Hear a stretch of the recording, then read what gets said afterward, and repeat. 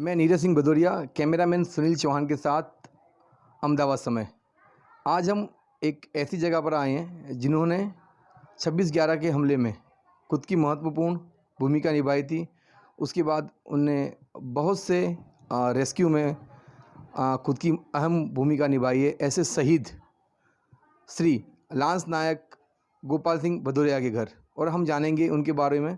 उन्होंने देश के लिए अपना जो जीवन समर्पित किया है और क्या क्या उनकी महत्वपूर्ण भूमिका रही, आज हम उसके बारे में जानेंगे उनके पिता श्री मुनीम सिंह भदौरिया जी से।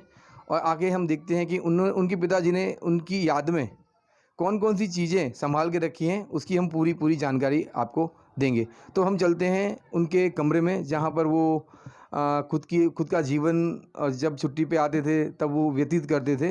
ऐसे श्री लांस नायक शहीद गोपाल सिंह भदौरिया के घर।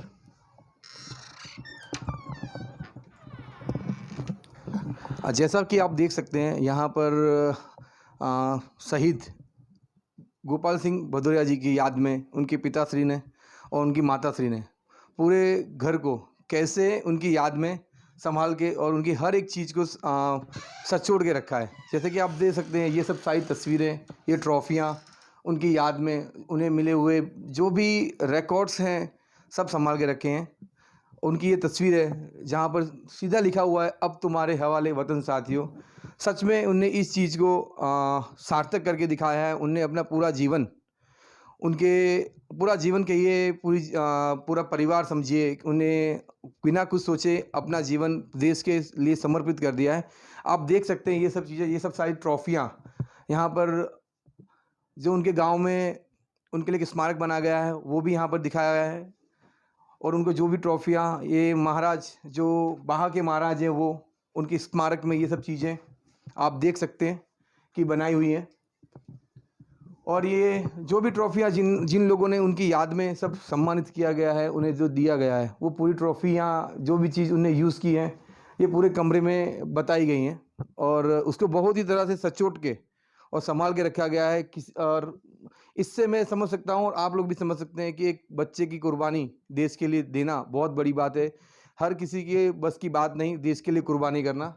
और कुछ चीज़ें यहाँ पर हैं, जैसे उनके डेली यूज़ में जो फ़ोन यूज़ करते थे, मोबाइल है, उनकी जो चीज़ें हैं वो सब चीज़ें आप देख सकते हैं यहाँ पर कि क्या क्या चीज़ें, जो बुक्स पढ़ते थे, उनका लगाव भगवान के प्रति भी बहुत था, वो सब चीज़ें यहाँ पर दिखाई गई हैं और संभाल के रखी हैं। बाकी उसके बावजूद उन्होंने जो उनकी कैप हैं, मेडल्स हैं, शूज़, जो भी चीज़ यूज़ करते थे, पर्टिकुलर कैप, उनकी जो वर्दी थी वो, उनके सम्मान पत्र, सब चीज़ें वहाँ पर बताई गई हैं। और आप सामने भी देख सकते हैं कि कैसे उनकी शहीद होने के बाद उनके पार्थिव देह को उनके निवास स्थान से कैसे ले जाया गया। साथ में आप देख सकते हैं महेंद्र सिंह धोनी का भी फ़ोटो है, जो उनसे 26/11 के बाद उन्होंने रेस्क्यू को कैसे कंप्लीट किया था उसकी चर्चा की गई थी। वो सब चीज़ें आप यहाँ पर देख सकते हैं। और अब इसके बाद हम बात करेंगे उनके पिता श्री मुनीम सिंह भदौरिया जी से। हम उनसे जानना चाहेंगे कि आप जब इस कमरे में आते हैं तो आपको कौन सी चीज़ें याद करती हैं और आप क्या सोच के, हमें समझ सकता हूँ कि सर आपको, आप हृदय पर पत्थर रखकर ये सब आपने संभाल के रखा है और उनकी याद में बहुत कुछ चीज़ें की हैं। तो मैं जानना चाहूँगा कि सर आप ये सब करने जो आपने किया है, संभाला है, और बहुत शायद मैं भी कुछ भावुक हो रहा हूँ इसके हिसाब से कि शायद मैं ये नहीं समझ सकता कि मैं क्या आपसे क्वेश्चन कर सकता हूँ। एक पिता का उसके बच्चे को खोना, एक माँ का उसके बच्चे को खोना बहुत ही बड़ी बात है, और देश के लिए समर्पित करना बहुत बड़ी बात है। तो सर मुझे आप बता सकते हैं कि उनका जो लगाव था सेना के प्रति शुरुआत से लेके अभी तक कैसा रहा था? मैं शहीद गोपाल सिंह भदौरिया का पिता मुनीम सिंह भदौरिया, आप सभी को नमस्कार। वीर शहीद गोपाल सिंह भदौरिया काफ़ी होनहार विद्यार्थी थे। उन्हें बस एक ही, या मैं डॉक्टर बनूं या मैं सेना में जाऊं, उनके दो ही मापदंड लेके चले थे और उनको दो ही उनके उद्देश्य थे। या तो मैं, उनको कुल मिला के सेवा करना था, या तो डॉक्टर बन के सेवा करना था, या मतलब सेना में भर्ती होकर देश की सेवा करना। उनके जब डॉक्टरी का जब 12 साइंस से उन्होंने 12th पास किया, लेकिन उनका मेरिट में नंबर नहीं आया मेडिकल में, तो बहुत ही हताश हो गए थे।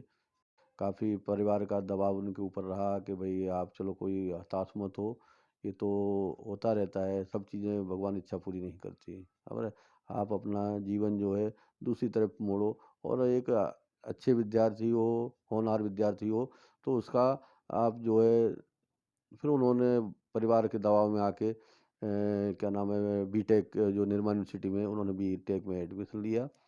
किंतु वो काफ़ी मतलब उनको फिर ऐसा था कि परिवार के दबाव में उन्होंने एडमिशन तो लिया, अच्छी पढ़ाई भी की, अच्छे मार्क्स उससे पास भी हो रहे थे, किंतु उनको एक ही था कि मैं अब सेना में जाना है।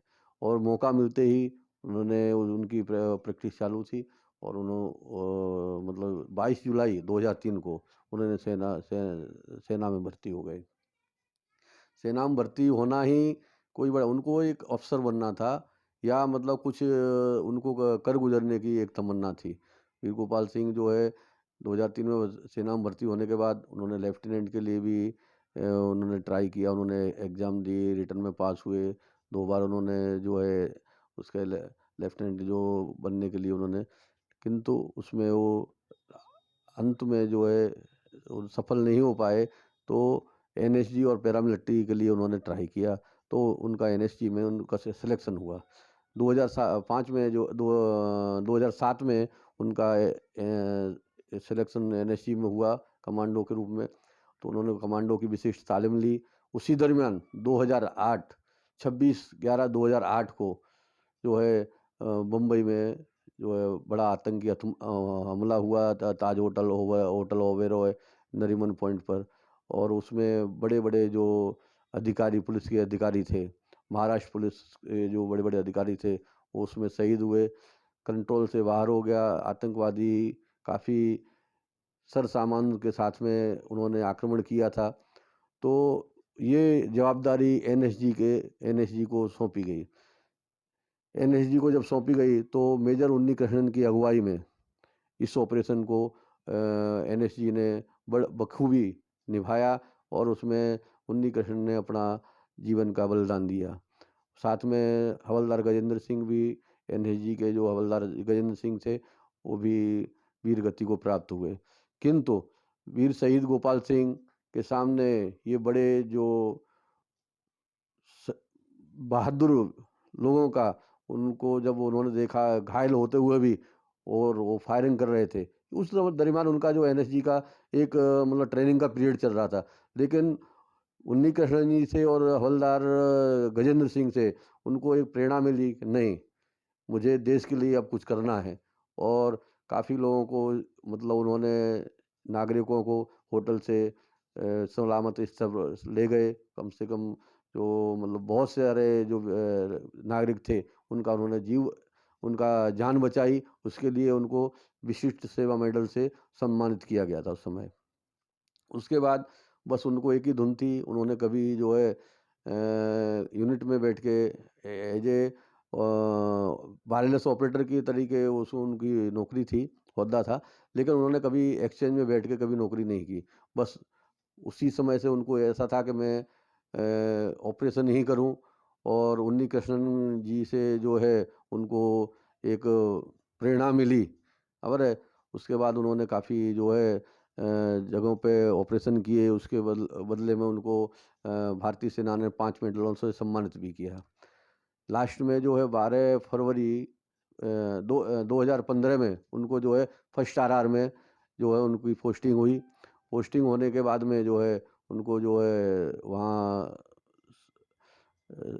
एक बात में मिली कि 7 आतंकवादी एक कमरे में जो है आए हुए हैं और मतलब उसको तुरंत सीओ से ऑर्डर लेते हुए और एनएसजी कमांडो साथियों के साथ उन्होंने उसका जो है कमरे को घेर लिया और ऑपरेशन को